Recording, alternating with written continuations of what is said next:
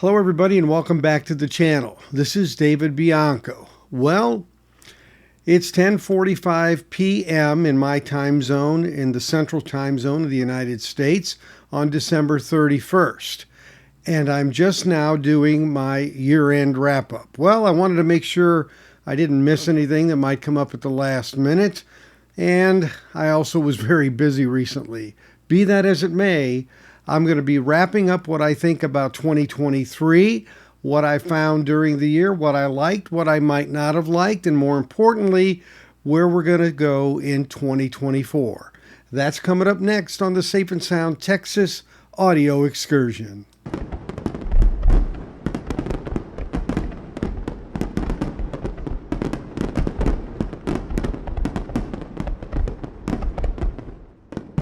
So 2023 has been a great year. A lot of very interesting things have happened in my life generally and on the channel.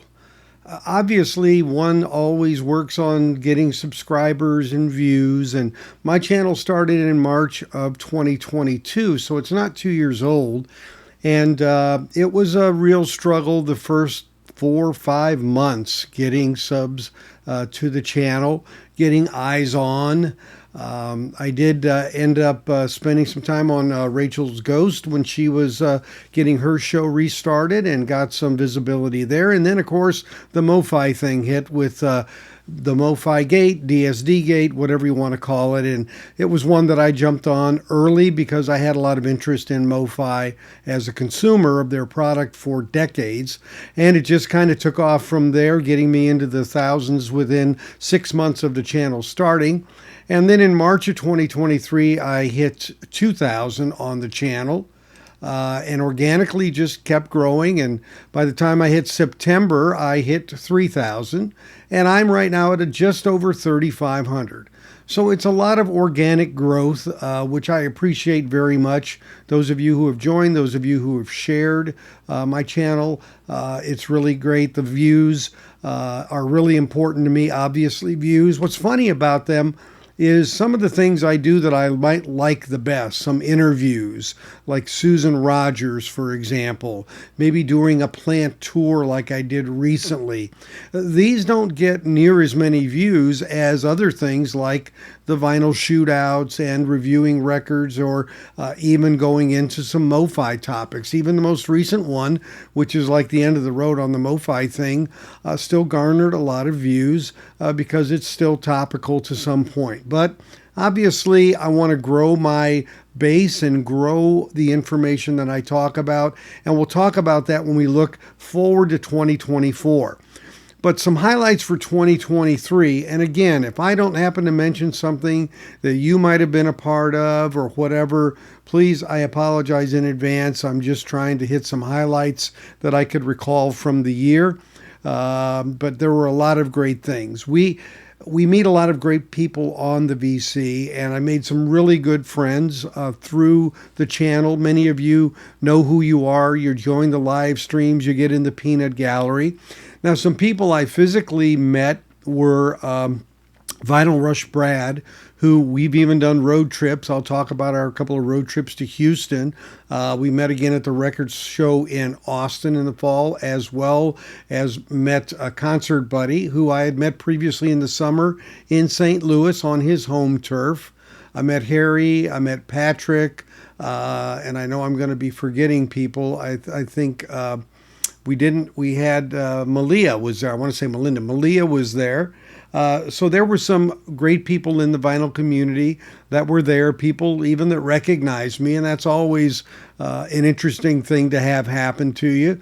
And then most recently, I visited Novus Nick in Louisiana, went on his turf, ate at his great restaurant, met his family, listened to tunes in his room with his top-notch system that he has. And really, this is the value of this community as a whole to me.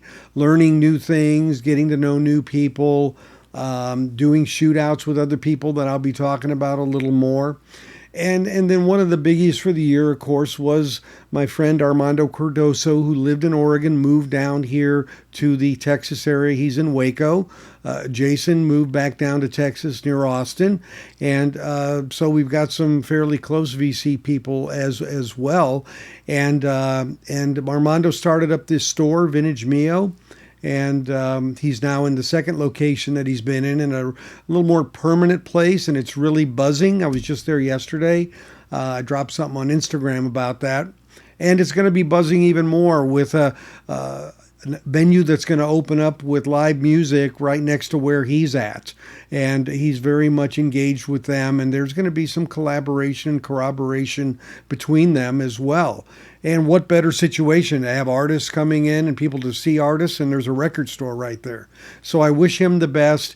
He's a hard worker, a man that does his own work for the most part. He gets help from a few volunteers like myself, but 98.9% of everything is all blood, sweat, and tears. So again, vintagemio.com. He's doing a great job. Check him out also on Facebook. I had a couple of trips to Sweden and to Spain this year that were great for picking up some vinyl. One of the great things too about picking up his vinyl is picking up for vinyl for other people. When you know someone's looking for something, and that's always a great experience to give them that record, to send them that record, and to have that great experience. Speaking of great experiences, I do have to relate one story to you. I'm going to keep some of the people anonymous in this, but during the year, I got in touch with, through a video that I did, a couple of gentlemen down in the Houston area who have been collectors for a lot of years, and they happened to see my video about me acquiring the UHQR of Sgt. Pepper's Lonely Hearts Club Band, the original Mobile Fidelity one from '82. And they made contact with me, and I had talked with them. Some time went by. Subsequently, I met Brad, Vinyl Rush Brad, and he had really talked about wanting to acquire one of those Sgt. Pepper UHQRs. And I said, oh, now that's funny. I happen to know some guys who have one, and I know it's in pristine condition, and they have a lot of other Beatles things and more. So maybe, since they're in the Houston area, I'm in Dallas, and Brad's about 5 hours to the west of me. I said, maybe sometime we could meet up and do that. And we did. Actually, we went twice this year, and we got some great grails for us, some great records that we were looking for at a reasonable price. And these guys, their big thing was making sure someone who was getting this was going to appreciate it, not just take it and flip it to make money. And so we struck up quite a great conversation and relationship and spent time in their home. I mean, multiple hours on both these occasions. And these guys, you know who you are. Thank you very much for your friendship. Look forward to seeing you guys in 2024. But it does serve as a great example of how this comes to be within the vinyl community. And the second trip we made there, we actually had gone from Austin, where we had been at the record show. So all these things kind of tie in and work together. Best live experience this year was the Tears for Fears concert in Austin in July, and Brad and Jason were there, and myself. We enjoyed it together, and it was really a great culmination of waiting to see Tears for Fears again after the release of The Tipping Point, which was my album of the year in 2022. Now, speaking of that, let's talk about some albums of the year for 2023.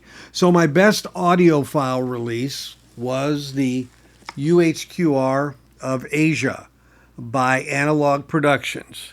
Chad Kassem and the gang, along with Bernie Grundman, remastering on this, just fabulous, just jaw-droppingly fabulous.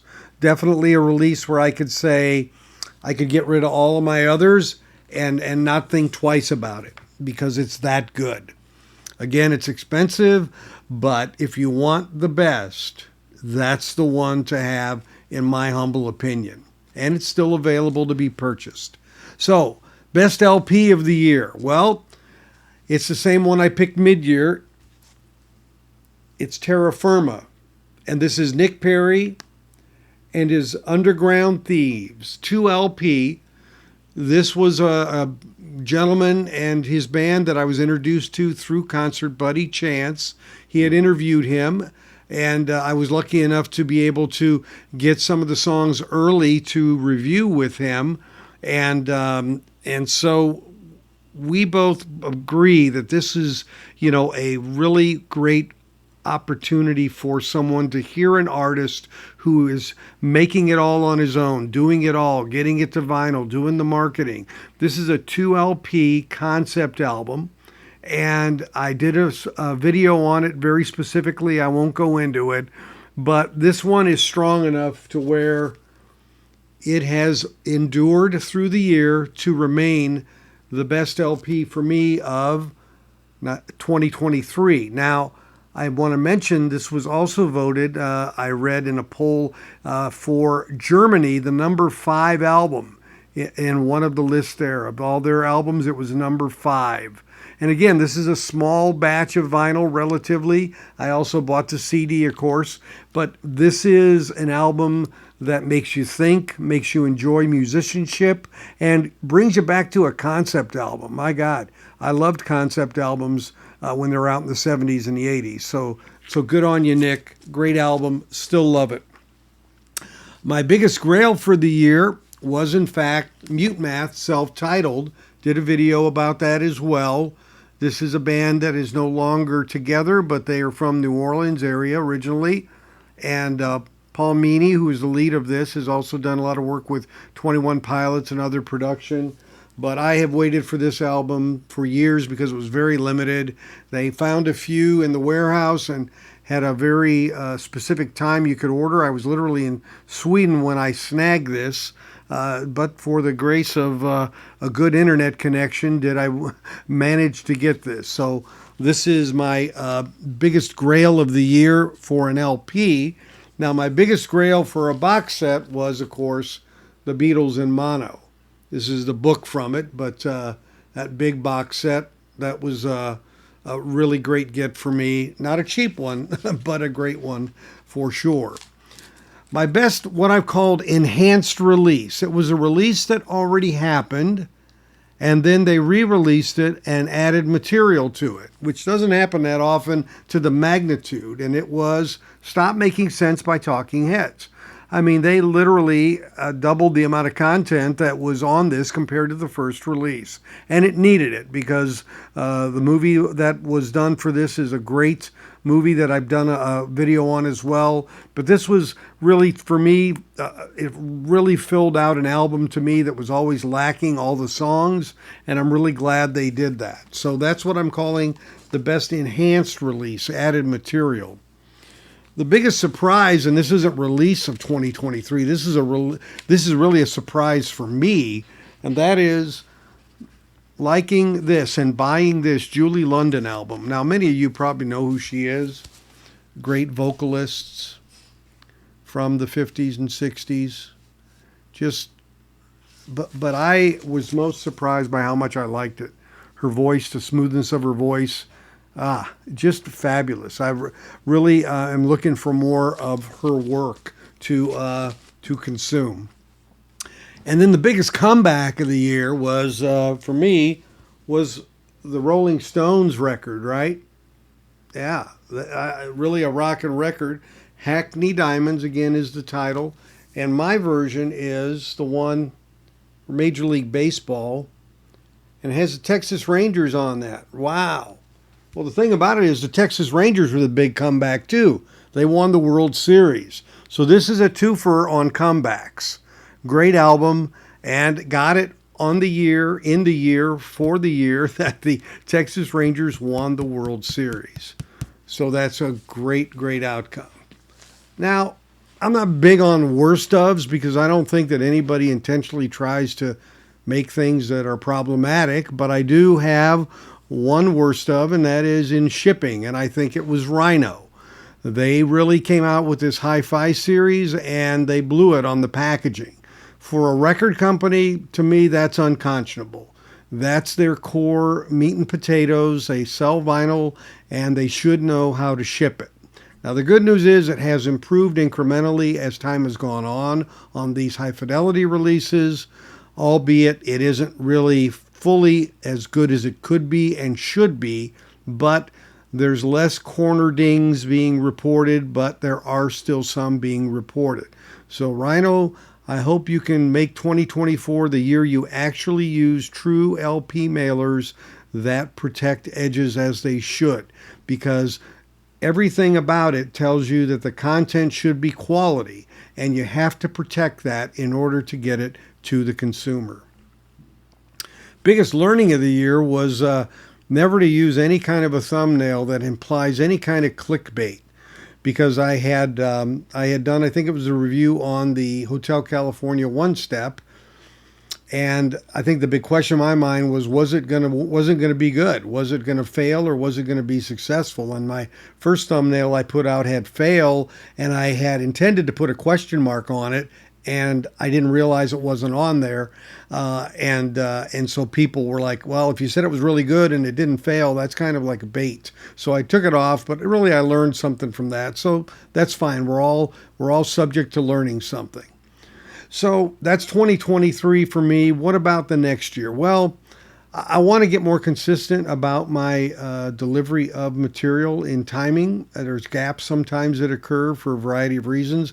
I don't think I'll be traveling much or at all internationally this year, so that will hopefully create a little bit of smoothness in that regard.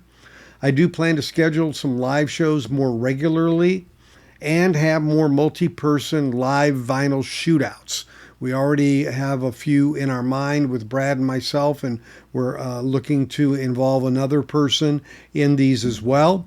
I want to establish a one-on-one Q&A platform where you can directly come to me with a Q&A thing that I can answer online so others can see that.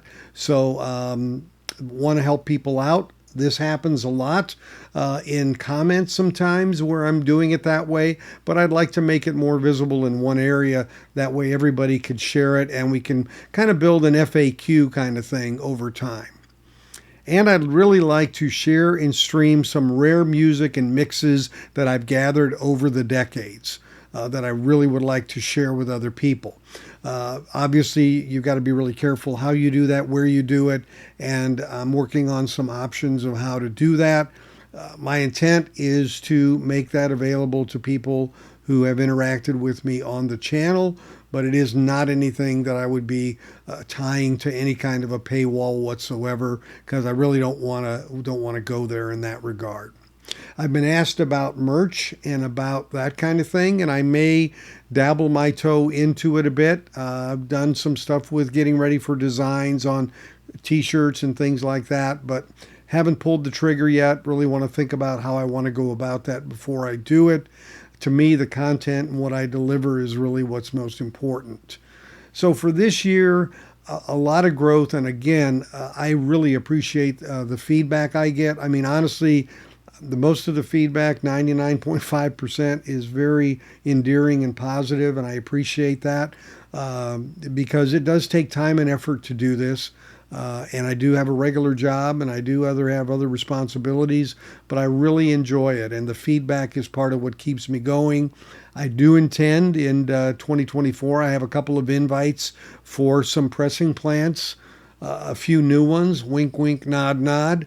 Once they're opened, we'll be going to those as well. So I'm going to be in the Florida area giving a talk in April. And I also will be, of course, at the show in Dallas, Southwest Audio Fest, which is the 15th through the 17th of March here at the Anatole Hotel in Dallas. So if any of you can get here for that, it's going to be a lot of fun. I definitely plan to be there all 3 days. Really going to try to meet some folks, of course, do some interviews, and really try to help give this thing a little bit of a kickstart and a buzz, because it's new to this area, and I really like learning about new equipment, experiencing new equipment. Now, one thing you know about me, I don't have really super high-end equipment. I'm more of that person that tries to get the most out of average and even vintage product that's out there. But again, Sound is something that I enjoy to absorb in different ways, to learn different techniques and different opportunities.